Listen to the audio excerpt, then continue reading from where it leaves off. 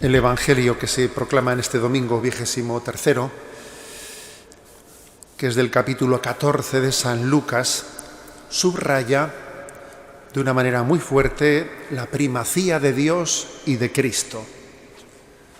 Es como una traslación de ese primer mandamiento de amar a Dios con todas nuestras fuerzas, ¿no? Es un subrayado de que el cristiano reconoce en Jesucristo a esa presencia de Dios en nuestra vida que reordena todos sus valores, su jerarquía de valores, poniendo a Jesucristo en la cumbre de todos ellos. Hay una frase de San Benito que es muy emblemática para entender lo que el Evangelio de hoy dice. La frase es la siguiente, ¿no? No anteponer nunca nada a Jesucristo.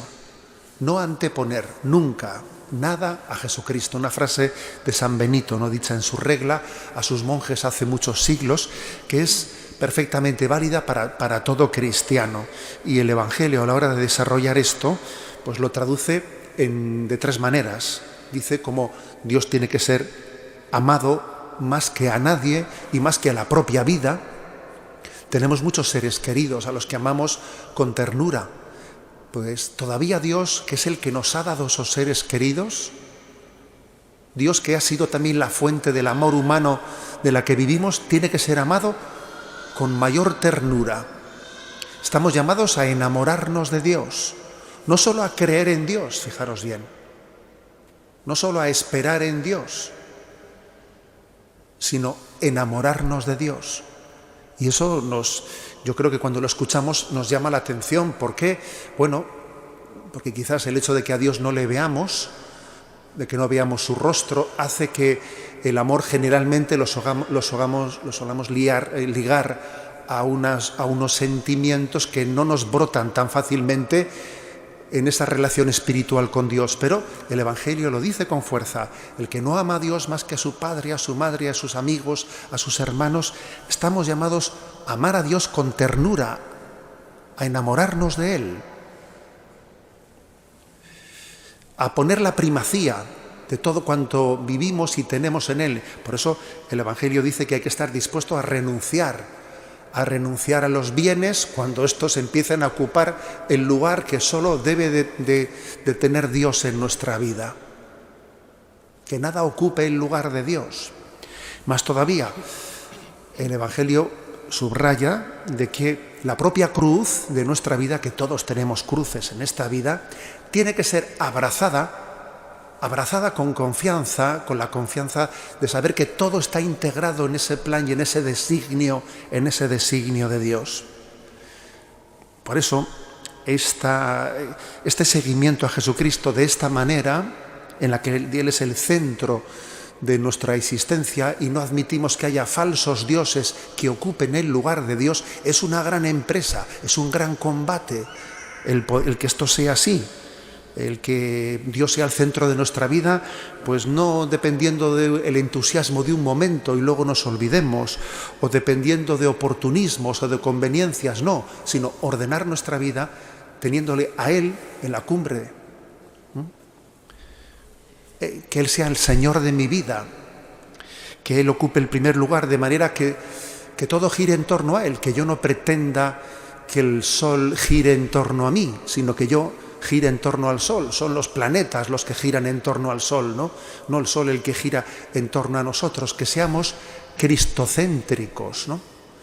Y no antropocéntricos, no egocéntricos. Este es lo que el Evangelio de hoy subraya, ¿no?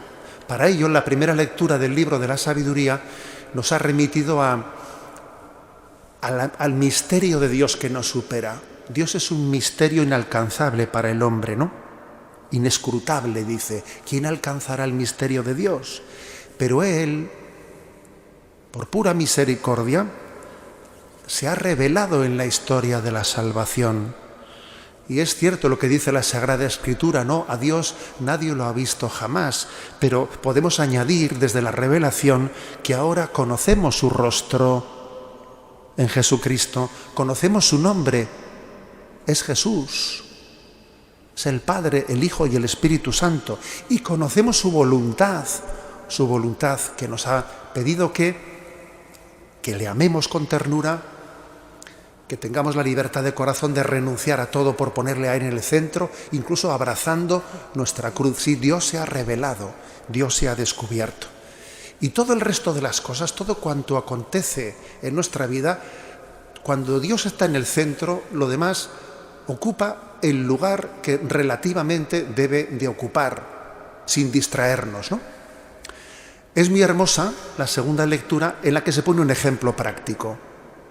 Un ejemplo práctico de cómo esto es así, de cómo cuando Dios ocupa el centro de nuestra vida y de nuestros valores, todo el resto de las cosas se reordenan.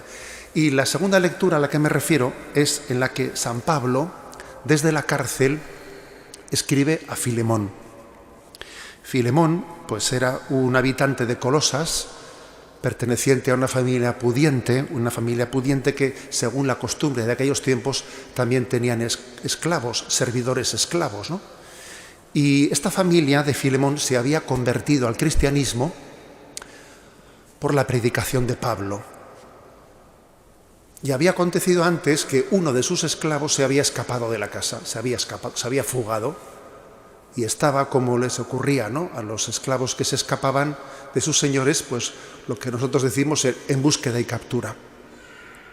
Ocurre que a Pablo, por predicar a Jesús en otra de las ciudades de Grecia, le llevan a la cárcel. Es llevado a prisión. Pablo es llevado a prisión. Y también a ese esclavo que se había fugado le llevan a la misma prisión que a Pablo. Fíjate lo que son las cosas. Y allí, en la misma celda que Pablo, aquel esclavo que se llamaba Onésimo conoce a Jesucristo a través de Pablo y se convierte. Y se hace cristiano, igual que también su señor, del cual se había escapado, se había hecho cristiano. Y entonces ahora Pablo le escribe, ¿no?, le escribe a Filemón y le dice: mira, te mando a Onésimo, yo me quedaría con él a gusto para que me ayudase en la evangelización, pero ahora que le han liberado, ya le han dado libertad de la cárcel, te mando a Onésimo, él se ha hecho cristiano aquí. Ahora recíbelo, pero ya no lo recibas como esclavo, ahora recíbelo como hermano en la fe, como hermano en Jesucristo. Ahora para ti y para él la vida ha cambiado completamente porque habéis puesto a Jesucristo en el centro y todo se ha reordenado. Todo tiene otro color. Es un ejemplo hermoso, ¿no?, de lo que es poner a Dios en el centro de nuestra vida. Y todo el resto de la existencia, cuando tiene a Cristo en el centro, cuando somos cristocéntricos, recibimos una luz especial y todo encaja.